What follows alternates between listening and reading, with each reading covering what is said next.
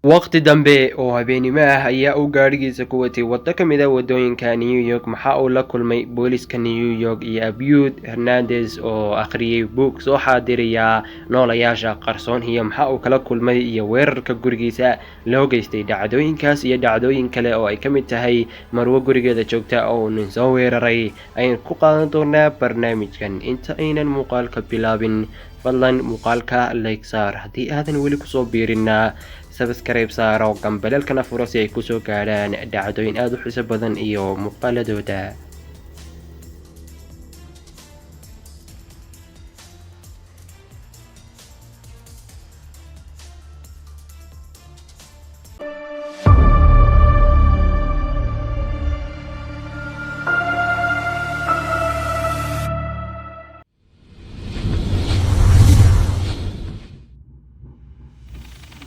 Shakhsi ayaa soo hor istaagay gurigan waqti dambe oo habeenimo ah. Guriganna waxaa ku nool marwadan oo keliya waa uu isu soo qariyay waxauna soo hor istaagay gurigan waxaana loo maleynayaa inuu soo weerarayay marwadan, laakiinse maxaa uu kala kulmay.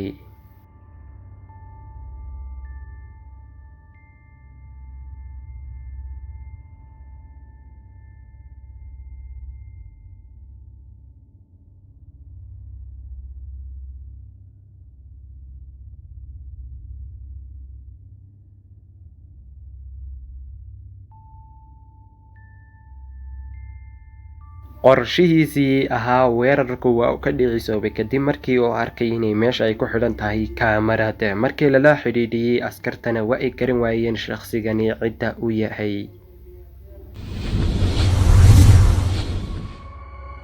Ninkan waxaa lagu magacaabaa Abiud Hernandez. Waxa uu soo qaatay buug kaasoo lagu sheegay inuu soo xaadiriyo qarumaha ama noolayaasha qarsoon. Waa uu akhriyay, laakiin intii uu akhrinayay ayaa gurigiisa waxa uu la kulmay weerar aad u ba'an. Voy a estar grabando es porque huele muchísimo a perfume de mujer y se escuchan otra vez los tacones. De hecho, el aroma es muy fuerte. A mí me agrada, no tengo problema. Es un perfume agradable. Pero el problema es que los tacones que... Ahí está, escuchen ya los tacones. Escuchen cómo se viene para acá.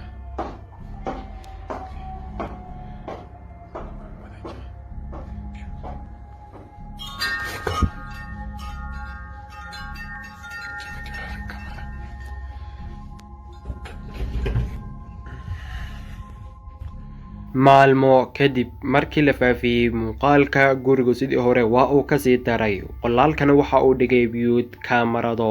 Markan waxa ay duubtay wax aad u la yaab badan waxaana la moodaa in qolka uu wax joogo.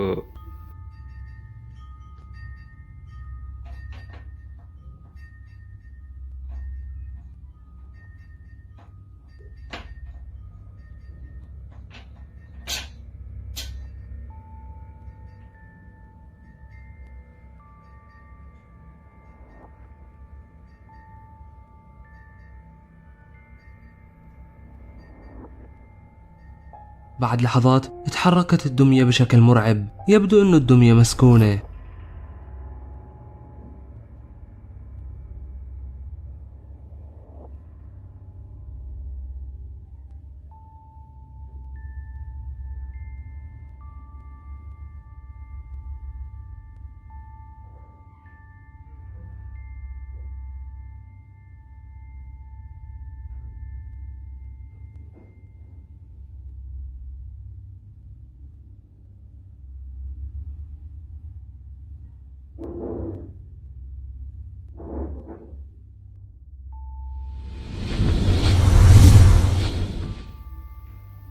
Johnny Dolin waqti dambe oo habeenimo ah mushkilad aad u la yaab badan ayaa dhexda kaga jiray gurigiisa ayaa waxa uu kala kulmay wax aad uga la yaab geliyay oo uga nixiyay. Waxa uu ka arkay waxyaabo aan hore u dhaqaaqi jirin oo dhaqaaqaya iyo dabaqa labaad oo dhawaaq iyo jabaq uu ka maqlayay.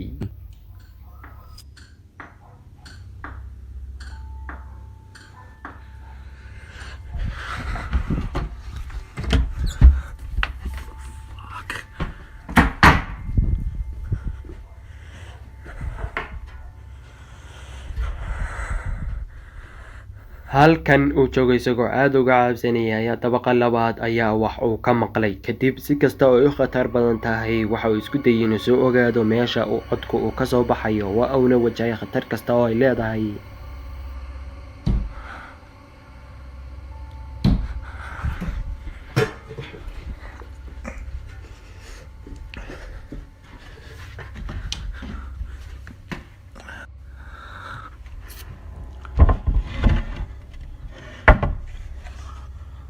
Hello? Hello?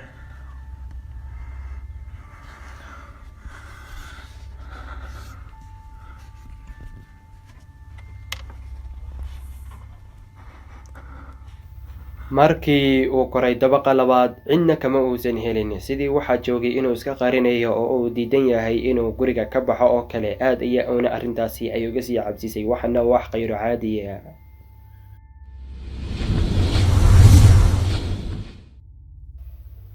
Sohan Smith waxa uu ku soo socday gurigiisa. gaadhigiisa ayaanu ka soo watay waddo ka mid ah waddooyinka New York. kadib waxa uu la kulmay arrin aad u la yaab gelisay. waxaa ka hor istaagay waddadii nin kaas oo la moodo inuu qorsho aad u cabsi leh uu qorsheynayay oo uu soo weerarayay ninkan gaadhiga watay. So I have this fucking crazy guy that just popped up in front of my car out of nowhere, and he's freaking me the fuck out, bro. I called the cops. What the fuck is this? What the fuck is this guy doing? I'm on Ocean Parkway between X and Y, just driving down, and this guy out of nowhere in the middle of the street goes right in front of my car, and fucking, he won't let me through. Look, let's say I want to try and go through. Look at that. You see that? You see that? He's not letting me through. His eye is all fucked up. Holy shit. shucuurta iyo dareenka Smith uu ka qabo ninkan aad bay u sii siyaasi marka sii dambaysa, waayo waqti dambe oo habeenimo ah wadaduna waa ay bannaan tahay. markii dambena waxa uu ga shakiyay inuu ninkan mukhaadaraad uu soo cabay. Yo, do you need money, bro? Do you need help? Are you okay? What's going on?